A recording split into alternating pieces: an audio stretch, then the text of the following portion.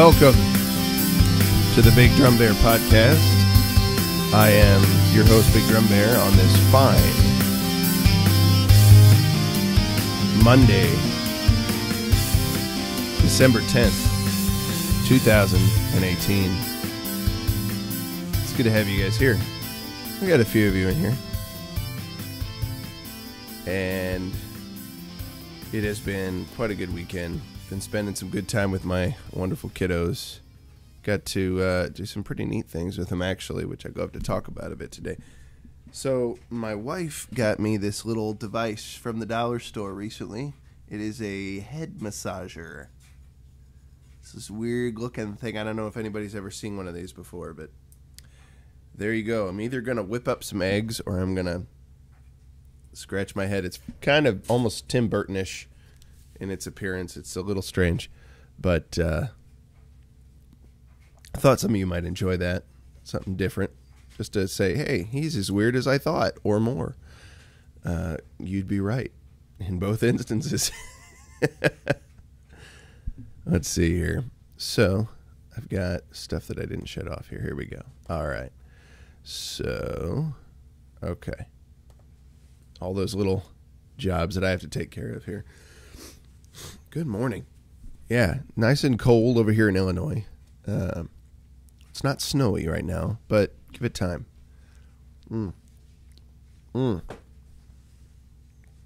So I tried to take a page from Big Bear, and I'm a fatty a little bit. Howdy Sovereign, howdy Old Bear, Dom. Good to see you, Glamping. Good to see all of you.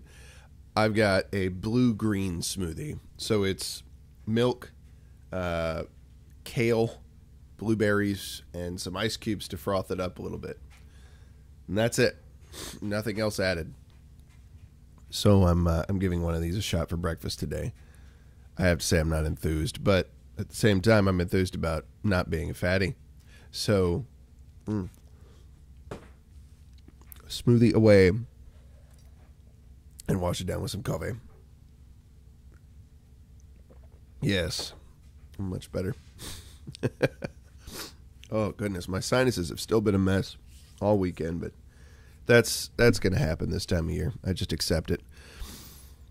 Let's see here. So Saturday, I had the opportunity to take my my kids out with me to a World War II reenactment, and that was kind of neat. It was a battle between some of the German forces and ours. Hey, I guess the laundry's done. And Guido wants us to know about it.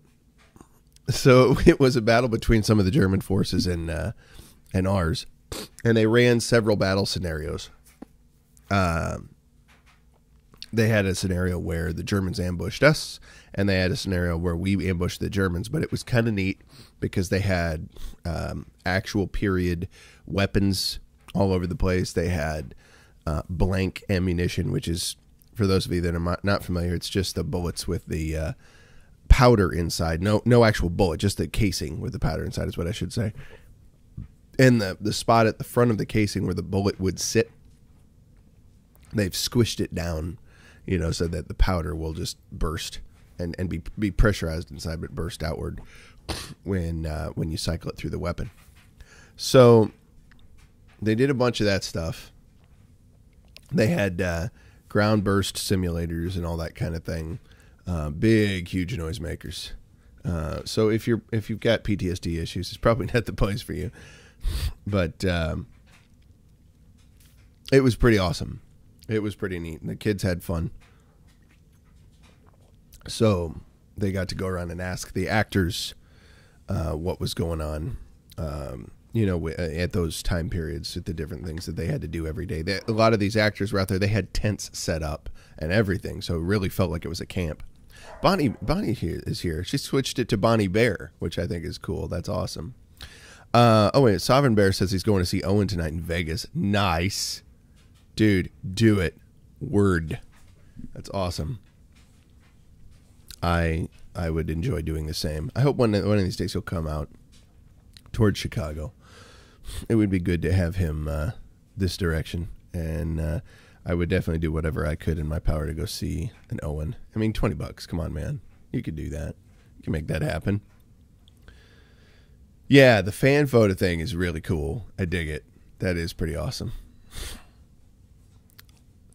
Let's see here. Yeah, you'd be out there too, Dom. Shoot, in a heartbeat.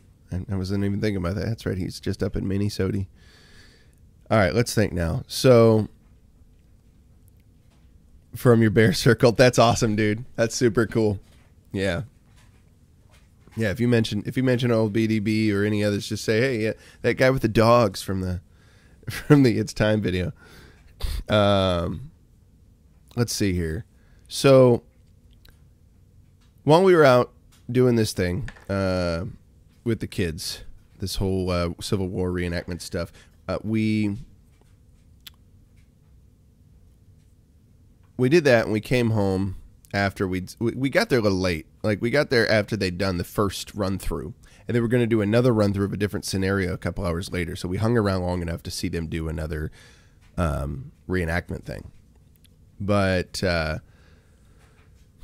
after that, we went home and got some lunch, late lunch, and we chilled out in the warm, and we watched some Brian Regan. I think there's a Netflix special he had, and we were able to check that out. Nunchucks and flamethrowers. And so that was fun. You know, my youngest son was digging that. There's some pretty funny bits in there. Still classic Brian Regan style. Excuse me. Goodness. It's just not going to change for me.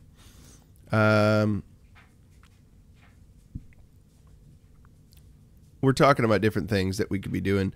And I was thinking we were going to go see, they have this thing in East Peoria called the Festival of Lights every year. And it's one of the biggest ones in the state. They set up floats that they take on a parade around the area that are strung up with lights. It's actually really, really cool. In fact, I'm just going to pull up their webpage real quick. Anybody who hasn't seen this, it's a worthwhile thing if you're going to come to our area to check out. But yeah, I want to get rid of that one. I want to start a new one. So this is what they've got going on. It's kind of fun, and I still sort of enjoy it, but in all honesty, not nearly as much as I used to. I'm getting kind of old, guys, and I'm feeling that today. I'm feeling that this weekend. Definitely caught up with me. Let's see. There it goes. It was like the third choice. Well, so because I'm streaming, it's going slower, so I'll have to wait a moment. But you go through this thing and you drive through for about 15 minutes of different floats that are set up, and they are set up to be different images of things. Sometimes they have animation involved in them, the way they set them up, but it's trains, it's I'm trying to think, cars. They've got scenes of a skier jumping over a ski, whatever, coming down a ski hill, whatever it is. That's what I should be saying. A ski jump. That's the name of it. Yeah, this isn't going to happen. I'm just not going to be able to do that. Wow, am I able to do anything today? I don't know. What am I doing? Cancel. I don't want that. That's not working. So whatever's happening wasn't working for me, so forget it. Fewer endorphins, yeah, no kidding. I need to kick that up. So the Festival of Lights thing, it was fun. It was going to be fun. Unfortunately, we didn't go early enough, so we basically sat in line for about 45 minutes, and it was already getting time to when I had to take the kids back to their moms. And it was going to be almost another hour before we were through it and back to their mom's house. You know, so I said, no, we'll just have to wait and do it the next time you guys are here, because we started what I thought would be early enough, and apparently I was wrong. So it's also only like the second or third weekend that they've had it up. So it's still higher traffic, but I think maybe not next weekend, but the weekend after, it'll probably be a little less. So we'll have to get in there and do something fun. if we leave at like 4, we'll probably have enough time to get through. And it's only 15 minutes away from our house. But once you get there, yeah, those lines are ridiculously long. So it's a different experience now, being an adult, sitting in the car, taking people to that, as opposed to going through it. But that wasn't the majority of it. I think I really started thinking about this when I was watching a movie. I want to say it was early Sunday, early Sunday, before I got out to about, let's see, there was another thing I saw. It was a Disney version of a book I'd read when I was a kid called A Wrinkle in Time.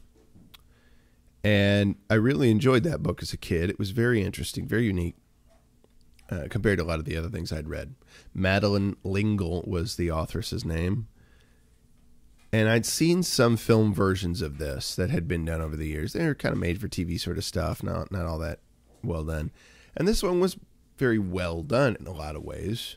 Yes, it was the Oprah movie. That's kind of part of what I was getting to. Oh, dear. It's another Oprah movie. Oprah plays one of the characters in there. Yeah, I agree. I 100% agree, Kid. The Disney version was meh. I was not a fan. Yeah, the book was so much more fun because you could imagine things in your own way in the book. You know, that was something I think I got into my mind. It's like that, trying to see revisitings of this stuff from when I was a kid in somebody else's mind. It just didn't hold a candle, you know. And if I was to go back and actually read the book, I think I would probably still enjoy that thing. But yeah, seeing the movie just sort of ruined a lot of stuff for me. And there were certain things, the way that they unpacked the movie. Good morning, Steve. We're talking about the a number of different things, but I'm coming through here to this remake of the A Wrinkle in Time. So it was funny. They forced upon you, of course, this diversity, this ethnic diversity throughout the film. Like all of the 3 ladies that are like the guides to the kids throughout this story. They're of one's a white redhead. She has to be a white redhead. You know, that was a little scary. I'm just teasing, sort of. And then you've got Mindy Kaling. I think I can't remember the white girl's name. I know her, but I can't think of what her name is now. Somewhat, it's not Alicia Silverstone, but a different. She was in Clueless. No, that was Alicia Silverstone. It's a different blonde ditzy actress. She's been blonde and ditzy in a lot of films, and I can't think of what the heck her name is now. But she was also the ditzy one in this film, which is appropriate. And then they had Mindy Kaling play one of the these ladies, and so they had an Indian lady in there. And then of course they have Oprah, and it was so weird because Oprah's character, as soon as she hits the screen, she's larger than everybody else. She stays that way through lots of different sections of the film, more than what was called for even in the story. But she's the largest thing on screen, and she's got diamond eyebrows and diamond lipstick going on. It's the weirdest looking deal. She changes her hairstyle every time that they move from one planet to another in this story. Yeah, you're probably right, Steve. You're probably exactly right. I don't doubt that one bit. A lot of things that I don't think Madeleine L'Engle originally intended. Yeah, I think Oprah was. I think you're right, Steve. A lot of things that I don't think Disney intended originally for the story, or that Madeleine L'Engle intended originally for the story. But that's fine. I mean, I don't have a problem with them having diversity of characters. I think that's totally fine. But it's like it felt very forced. Like practically all the characters were of some wider range ethnic diversity, which, you know, that's what sells, I guess, in the minds of Disney these days. but it's like for that to be like one of the main focuses or points pushed right out there at the beginning, it was detracting, I think, in the story. But it, I don't know. I think the main thing that I took away from that, the way that they brought it all out, the way that they tried to do the different effects and things like that, is very Hollywoodized. I mean, some of the music was very nice. I really liked how they used the music well to fanfare certain moments. But overall, it was definitely meh. And it made me yearn for going back to just having my own imagination form the images in the story for me. I think that would be more satisfying long term. I got into this as well, thinking about some other stories. The Birdcage, that was a film that came up over the weekend that I had a chance to see, and I hadn't seen that in many, many, many, many years. But that was what is that now? Nathan Lane and Robin Williams, of course, and they're a gay couple, and they live in is it Palm Beach, Florida, I guess, or I don't remember what town it was, but they're down there in Florida, South Florida, and they own a nightclub, a drag nightclub, and yes, it was well done, and it's funny there was a lot of like anti-conservative humor in the film, but it was like a goof back and forth between conservative and liberal in a lot of the stuff. And like, you couldn't make that film today. It was almost as intensely offensive as Blazing Saddles in a lot of different ways. And it was just so funny. It was so hilarious. And I think watching this amidst the whole Kevin Hart bull jive that's been going on, I saw Big Bear's little clip from in one of his shows recently where he spoke on that. It's so ridiculous, that this could still be heralded as a decent film for people to watch, but and it's not. I mean, there's plenty of people in probably the trans community who are like, "Nah, Birdcage, it's so gay specific," but just so funny. I mean, because Nathan Lane plays just an absolute screaming gay man, and I'm saying that literally, very literally screaming. But to get Gene Hackman to have to dress up in drag to escape places. I'm sorry if I just spoiled late spoiler alert. If I just spoiled the film for you, I apologize, because that was, never mind. Let's just move beyond that. It was just a silly film, but that one's a weird one for me. It's like, it's bittersweet because films like that can't be made these days. So that's kind of that disillusionment that I'm talking about in the title here. It's kind of a back and forth on some of that. I had another one with my kids talking about Chuck E. Cheese. I think my youngest son was thinking something about, like, it'd be cool to go to Chuck E. Cheese and play in the tunnels and stuff. But then he's like, I know that, babies probably go in there and have poopy diapers and stuff, and nobody goes in to clean that often, at some of those places. Like, you get this opinion of Chuck E. Cheese's these days that they're just kind of like cesspools of filth. And that's probably largely true in a lot of cases. But, I thought on that. I remembered when I was a kid and that was the place to be, was Chuck E. Cheese. And now, I just look back on it. It's like, it's so tarnished for me. It's just no fun anymore. Like, to take kids there and stand amidst the chaos of things that are just sort of boring, and gross. And I told him, if you really want to do something that's like Chuck E. Cheese, one of these days we'll have to go to a Dave & Buster's, and they have video games galore, and that could be an interesting thing for you. I don't think they have the tunnels to climb through, but I've always had this thought, if I get wealthy enough, one of these days, I'd love to build a structure like that in the backyard, and then the kids could climb around. I mean, they're going to be older by the time I can afford to do something like that, but,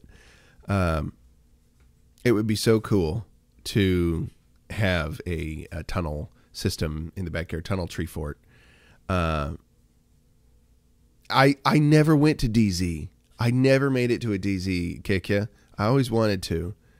But I heard that they were awesome. We did go to one place when I was a kid. It was actually kind of neat. It was better than Chuck E. Cheese. It was called Jungle Jim's Play Place, and it was down in Texas when we were visiting my mom's folks.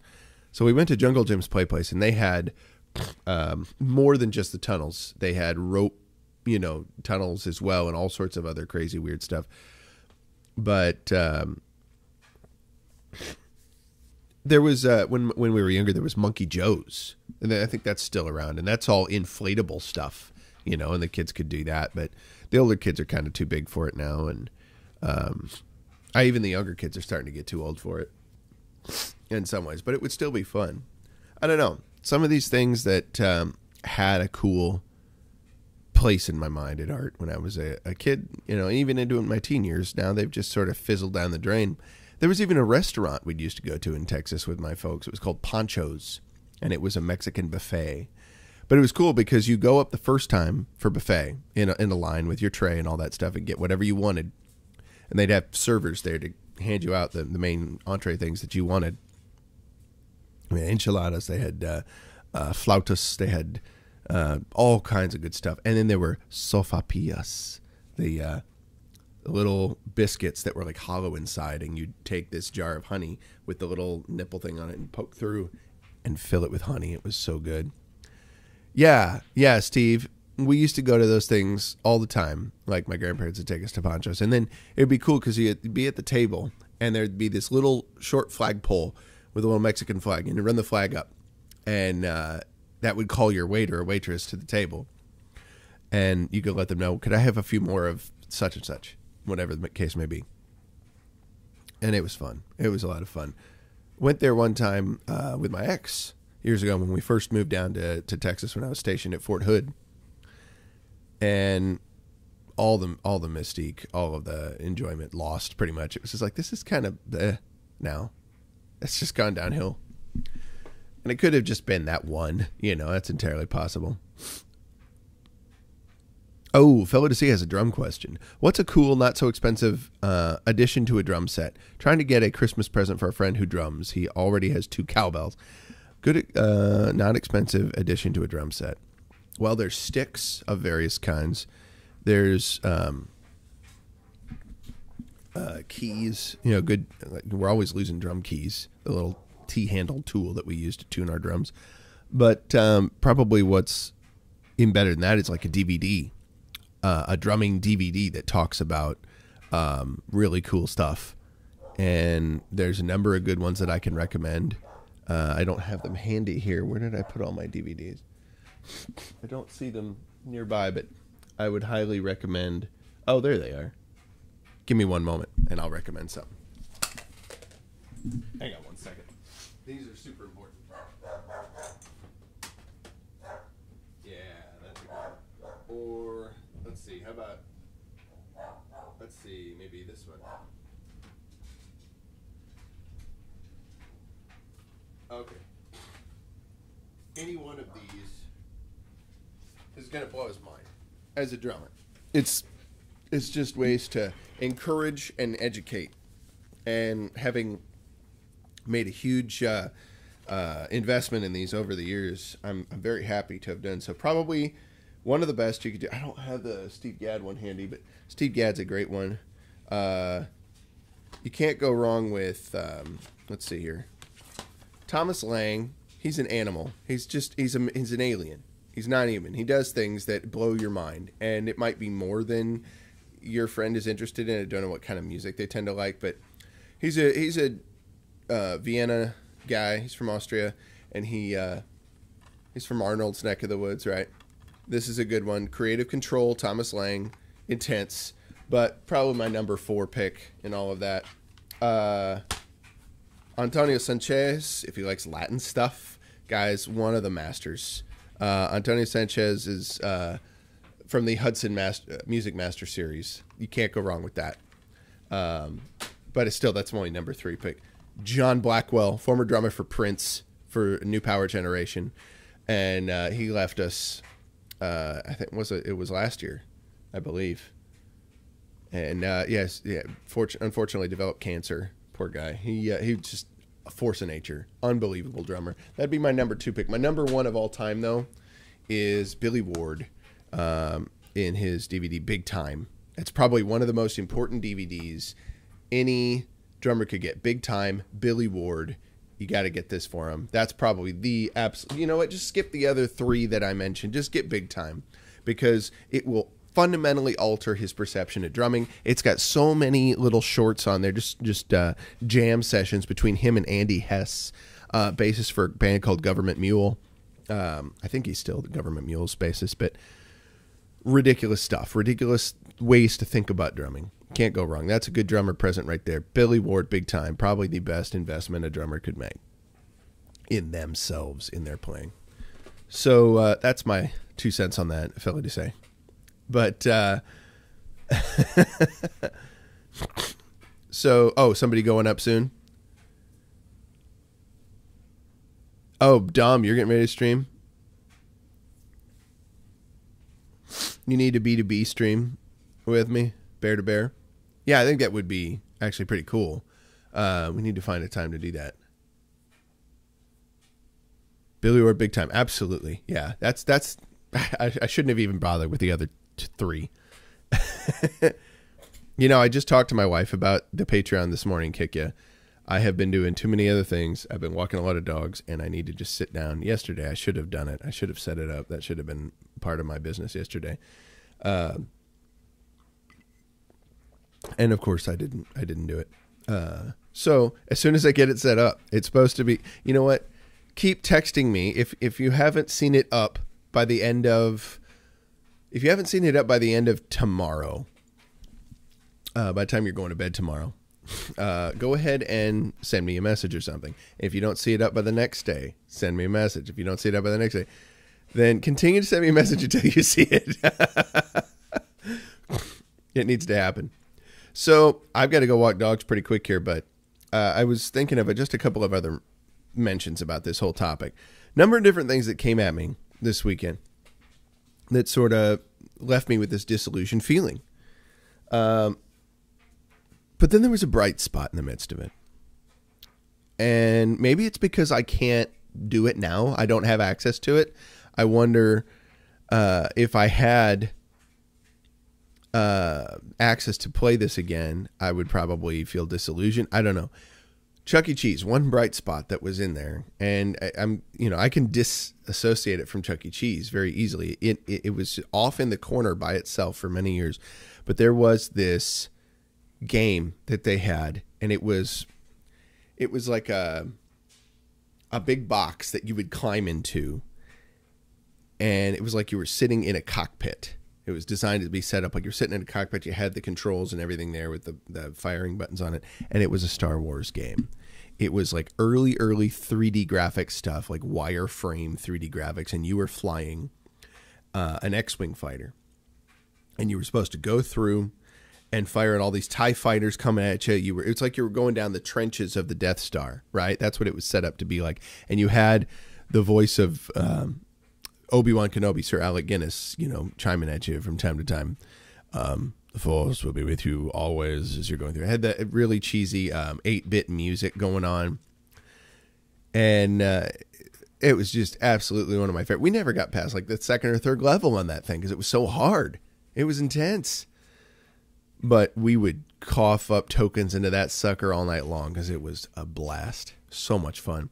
And even when I was an adult, they still had this there.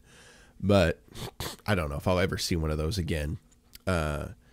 Just the sense, the feeling of being in, a cockpit doing that stuff was way, way cool. It was a lot of fun for a kid. And it's a positive memory that I still hang on to, that I'm not totally disillusioned from. One other one that I was disillusioned from, and then I want to wrap this up in a good point here, was my folks and I used to live in a house across the river from here, not too far away. And it was this old brick house. It was right across the street from the school I used to go to. They moved there when I was about 6 months old, and we lived there for about the first 10 years of my life. But it was a cool place. It had a huge backyard. We had like 2 different gardens planted out there, and we had a big open pasture area in the further back part of the property. The neighbors had horses, and so we opened up the fence between their yard and ours, and the horses could run between both yards that way. They had more space to run. We had woods that would lead down into a gully, into a ravine. Not too steep or anything like that, but a little stream at the bottom of it. And I would go down hiking in there and all kinds of stuff with Dad and things back when I was a kid. I remember one year, my our German Shepherd Husky that we had at the time, her name was Nikki. She'd gotten out of her cage at some point in her outdoor pen. And I was very nervous about that. I didn't know. So I didn't even say anything. I just went marching down into the ravine by myself, climbing through there. And there wasn't like a deep stream going through there. It wasn't any more than like a foot or two at most. But I went trudging down through there and was hollering for Nikki. And as I was down there, it started snowing. And I was probably gone for over an hour. And my mom was freaking out. I think she had seen that I was playing out back and that I went down in the woods, and she came after me with a coat. It's like, you need to get back in the house. I know you're upset about your dog, but thankfully about a week later, people had found her and brought her to us.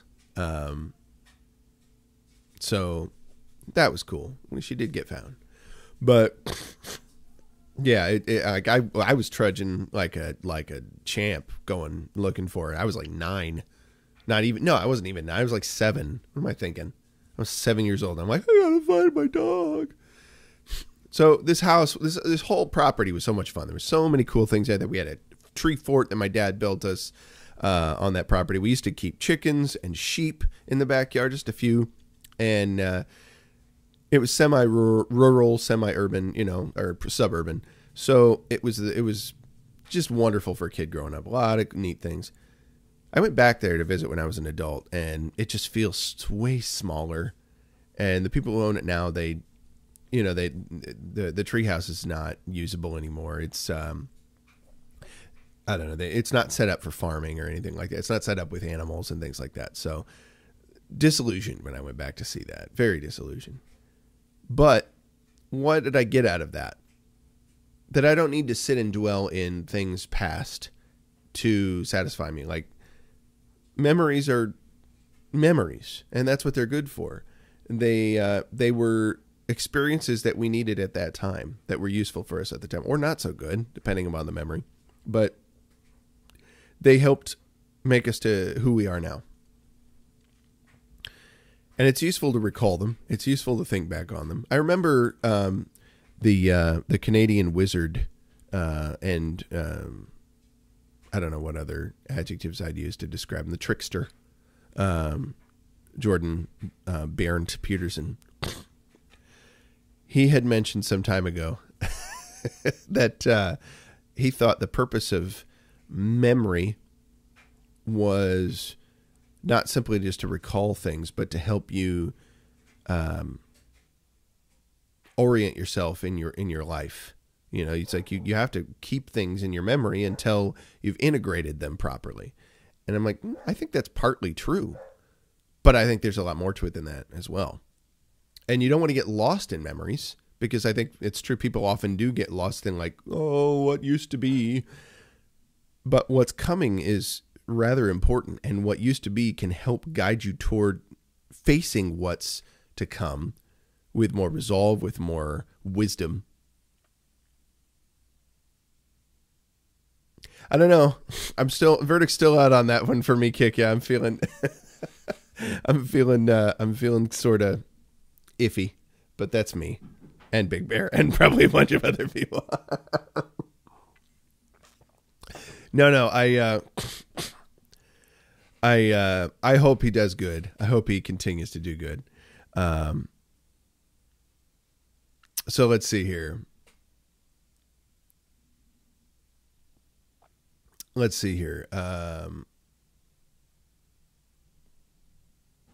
Well, Leonardo was awesome. Best answers. That I also was a fan of Leonardo because he had double swords, man. I think I was more of a fan of Michelangelo though because he was a party dude and he had nunchucks. I mean, come on, nunchucks. So there's a lot more stuff going on with Peterson than that though. That's I won't get into that intensely today, but no, there's been way more stuff about Peterson that bothers me, and I would have to agree. But I like a lot of the things he used to say, but now I'm more suspicious of them than I was. So yeah, and I'm bringing something up about him here, so which ought to make that kind of clear. I'm saying, yeah, he talked about memory in a way that I thought was useful. I think it's interesting, and to be able to integrate things into your life properly, you have to have remembered them. You have to be able to work through them and understand some of those events better, and they stick in your mind for the purpose of doing that. I mean, I use memory as a musician for lots of different things. I use it for being able to remember a ton of different songs that I have to play in a different setting, or the different aspects of a song, how I'm going to play through that, you know. Yeah, memory as a musician is massively important, and more than just trying to understand things. So yeah, skeptical about it just being, you know, like it was described there, but I think it's an aspect of it. Let's put it that way. So I'm useful. I find it useful, the experiences that I've had as a kid, even if they've disillusioned me now, even the memories kind of leave me going, eh. And, you know, when I experience something where I'm disillusioned, I want to, instead of just being disappointed about that, take that new experience and say, you know, I want it to propel me on to something that's positive. Like, I had this experience about some such thing back in the past, and it's not what it used to be. Now I want to take whatever I gained from that experience and use it in the future to make the future better, not just for myself, but everybody around me. Right? So you're useful, Steve. I try to have a good memory, but I often don't. Dom, you're cracking me up, dude. Yeah, I'm not sure what I'm trying to say. I'm trying to work through different thoughts about this, but it was just something that was occurring to me with all these different things that came up at me this weekend of stuff where I had these different visions in my mind about stuff from times past that really was endearing and heartening, and now it's sort of changed for me, and things that, you know, still are really cool to me, regardless, you know, or I see new things in them that I didn't when I was younger.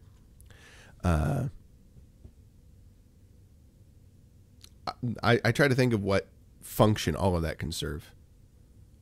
How can it be useful to me and to others? How can I be propelled down the road to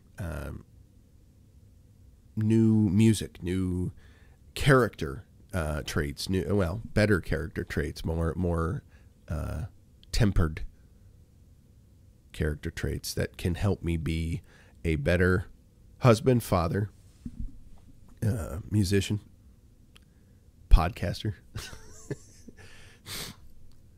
Prepare something before you come on, maybe. I don't know what buttons you're gonna push when, all of that fun stuff. At any rate, I hope some of that makes sense to you. I'm still working it out for me, trying to be honest, you know, even if I don't know what the heck's going on. But I hope you guys have a great day. I gotta go walk dogs. I gotta go walk a bunch of dogs today, and then tonight I'm gonna go teach, and I'm going to make some good music with my good buddy Brett. So I love you guys, and I will see you tomorrow. Peace, bears.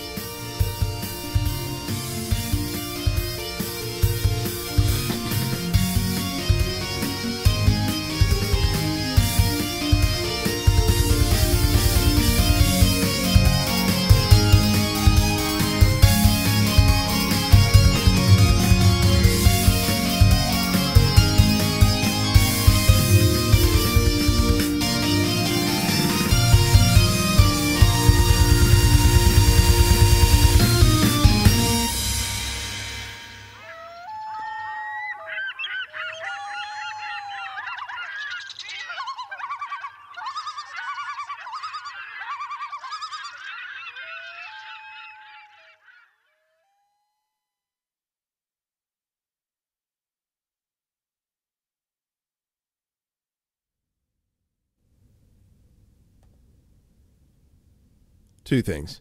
For real, I think Peterson's evil, but or he's a trickster, at least. And two, I've got to re-blend this because all the green stuff is floated to the top and it's like solid, right? It's gotta. I'm gonna drink this thing. It's got to work, but don't be tricked by a smoothie that's not smooth and a Peterson.